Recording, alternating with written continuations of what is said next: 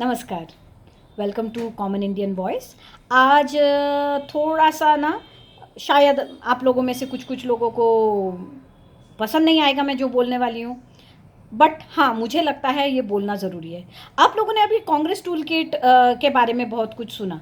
मैं एक और पॉइंट लाना चाहती हूँ जो हमारे देश में है ना, हमारे देश में यूनिटी नहीं है। ये कहने का बात हो गया है कि यूनाइटेड है, हमारे यहाँ पे अलग अलग होने के बावजूद हम लोग यूनाइटेड है। एक्चुअली नहीं है, there is a divide. And जो हमारे सभ्य समाज है, हम लोग जाके उसमें हम बहुत ज़्यादा कुछ बोलते नहीं हैं, इसीलिए समाज टिका हुआ है। दूसरी चीज़ ये है कि आज सर्वाइवल बहुत मुश्किल हो गया है, तो लोगों को पहले अपना सर्वाइवल पे ध्यान रखना पड़ता है। तो इसके वजह से लोग उस बाकी चीज़ों पे ध्यान नहीं देते, फुर्सत नहीं है। जो थोड़ा सा मिडिल क्लास की बात अगर करेंगे, जो आप अपर क्लास की बात करेंगे, अपर क्लास अपना आगे कैसे बढ़ना है, मिडिल क्लास को अपने कंडीशंस कैसे इम्प्रूव करना है, उसी में वो लोग उलझे हुए रह जाते हैं। तो इसके वजह से जो हमारे समाज में जो ये एक डिवाइड आ गया है ना, ये डिवाइड के क्या रीज़न क्या है, मैं सबसे पहले बोलना चाहती हूँ कि हमारे देश में ना सेक्युलरिज्म बहुत ज़्यादा चलता रहता है।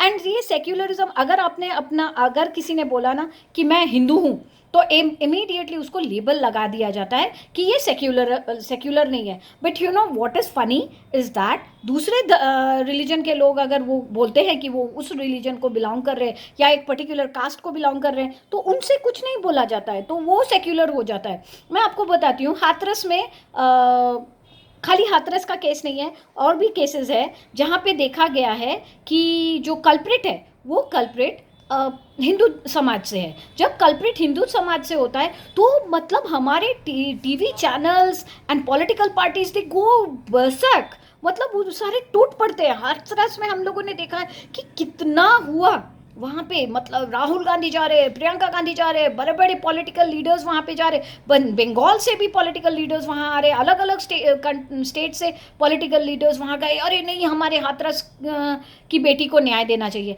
ऐसा नहीं बोल रही हूँ कि न्याय नहीं मिलना चाहिए, बिल्कुल मिलना चाहिए, और जो कल्प्रिट है उसको पनिश करना ही चाहिए। कोर्ट को कड़े से कड़ा पनिशमेंट देना चाहिए, ताकि औरतों के खिलाफ ये जो हो रहा है ना, जो ये मतलब एक एटीट्यूड हो गई है कि हम लोगों को अगर किसी को दबाना है, अगर हम लोगों को किसी के ऊपर दादागिरी कर रहा है, तो एंड स्पेशली वो अगर औरत है तो उसके साथ सबसे बुरा काम होता है उसका रेप कर दो और उसको मतलब जलील कर दो। ये कौन सी मर्दानगी है?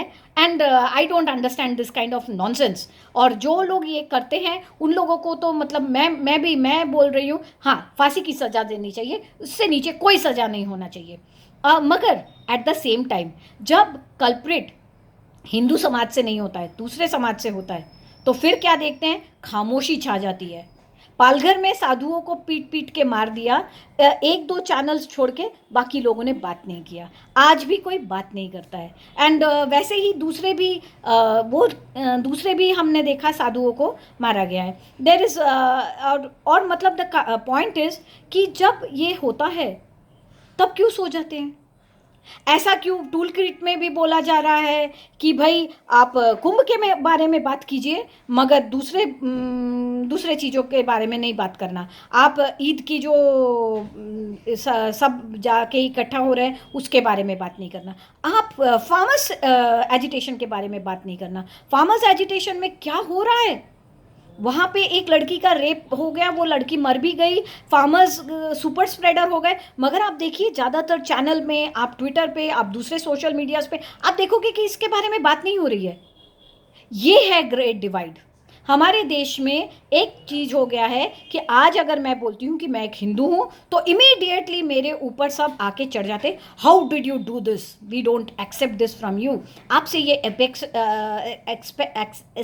एक्सपेक्टेड नहीं था। आपने ऐसे कैसे बोल दिया? आप एक टीचर हो के ऐसी बातें कर रहे हो? नहीं, मैंने तो ये नहीं बोला ना कि आप मत बोलो कि आप कहाँ कौन से कम्युनिटी से हो, आप अपनी कल्चरल हेरिटेज को अपहोल्ड मत करो, ऐसा तो नहीं बोल रही हूँ।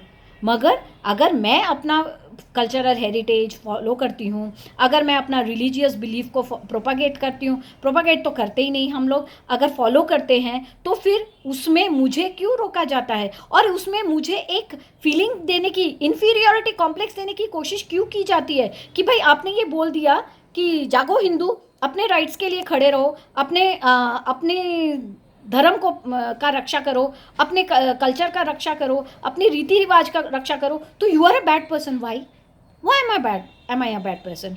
और मैं बचपन से जो पली बड़ी हुई हूँ, मैंने एक चीज़ बहुत ज़्यादा देखा था कि हमको बोला गया है कि Hindu religion has lots of bad things in it, it follows casteism follow करता है। ये जो कास्टिज्म है ये बहुत गलत चीज़ है।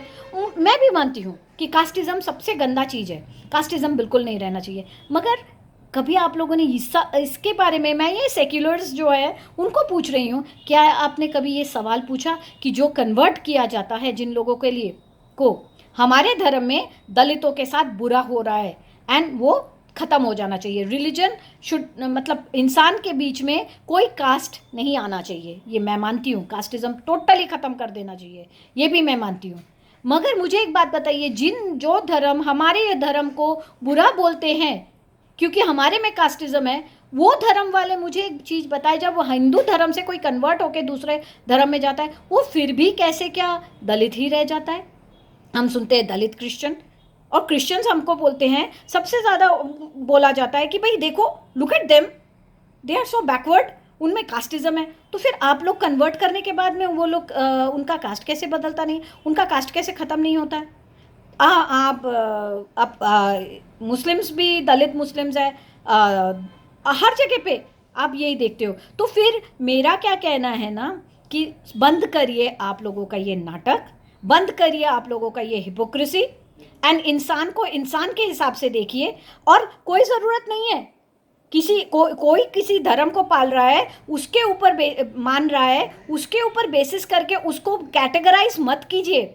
इंसान इंसान होता है, चाहे वो हिंदू हो, चाहे वो मुस्लिम हो, चाहे वो क्रिश्चियन हो, चाहे वो सिख हो, इंसान है। At the end of the day he is a human being. उसको ह्यूमन बीइंग के हिसाब से ट्रीट कीजिए, ना कि उसको आप हिंदू हो तो आप तुच्छ हो, आप अलग धर्म के हो तो आप अच्छे हो। एंड क्वेश्चंस भी आप पूछोगे तो मतलब क्राइम अगेंस्ट हिंदूज चलता है, मगर क्राइम अगेंस्ट अदर्स चलता नहीं है। आप लोगों ने सोसाइटी को डिवाइड किया है, बंद कीजिए, ये सारी चीज़ें बंद कर दीजिए।